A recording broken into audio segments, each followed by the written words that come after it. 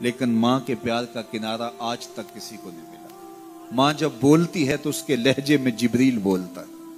ماں جب مسکراتی ہے تو لگتا ہے جنت کی ساری کلیاں کھل اٹھی۔ اللہ نے اس کے سینے میں وہ درد، وہ درک، وہ محبت، وہ الفتوں کا ایک جہاں آباد کر دیا ہے۔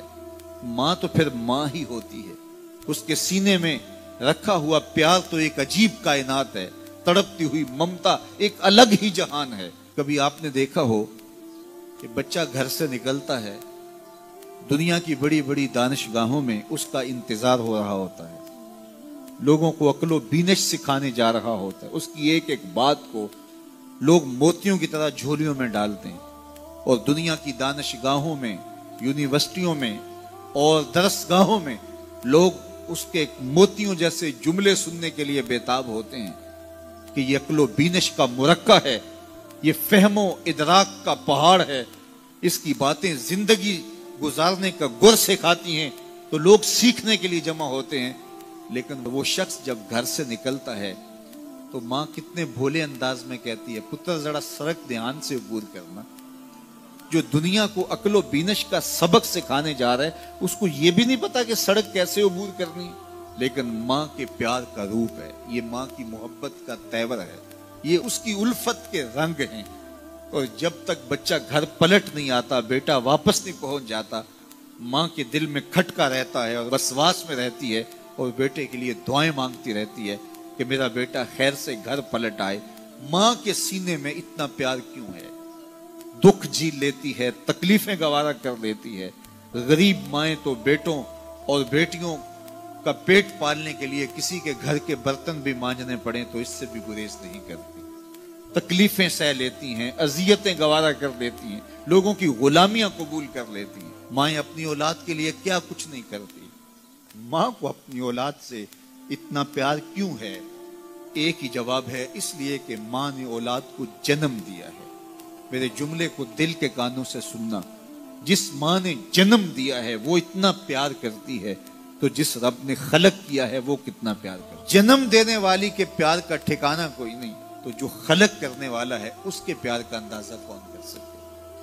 تو ماں گوارا نہیں کرتی کہ میرا بیٹا بھوکا رہے، تکلیف میں رہے، بیٹا بھوک میں تڑپے تو ماں بے چین ہو جاتی ہے۔ تو جو 70 ماؤں سے زیادہ پیار کرتا ہے اس نے کیسے گوارا کر لیا کہ میرا بندہ بھوکا رہے؟ سحری کا کھانا کھایا ہے، کڑکتی دوپہر ہے، برستی گرمی ہے، زباں پہ پپڑی جم گئی، حلق خشک ہو گیا، کھانے کے لیے پینے کے لیے سب کچھ میسر ہے، لیکن کہا نہیں ایک گھونٹ بھی نہیں لینا، وضو کرتے بھی احتیاط کرنا ہے، حلق سے نیچے کوئی قطرہ اتر نہ جائے، کچھ کھانا بھی نہیں ہے۔ 70 ماؤں سے زیادہ پیار کرنے والے رب نے یہ کیسے گوارا کر لیا؟ اس مسئلے کو سمجھنے کے لیے پھر دوبارہ ماں کی آغوش میں آنا پڑے گا۔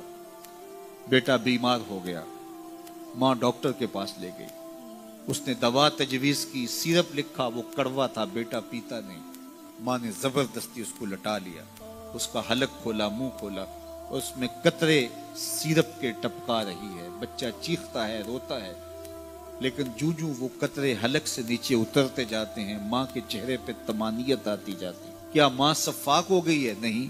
ماں کی ممتا چھن گئی؟ نہیں۔ وہ جو بیٹے کی آنکھ میں آنسو نہیں دیکھ سکتی تھی وہ تڑپتے ہوئے بچے کو دیکھ کے مطمئن کیوں ہے؟ کیا ماں کی ممتا رخصت ہوگی؟ جواب نہیں۔ تو پھر کیوں ماں اتنی خوش ہے؟ کہا بیٹا نہیں جانتا، ماں جانتی ہے، چند لمحوں کی تکلیف ہے، کچھ لہجوں کی کڑواہٹ اور تلخی ہے، لیکن یہ سیرپ جب معدے میں اترے گا تو نتیجہ شفا کی صورت میں برآمد ہوگا۔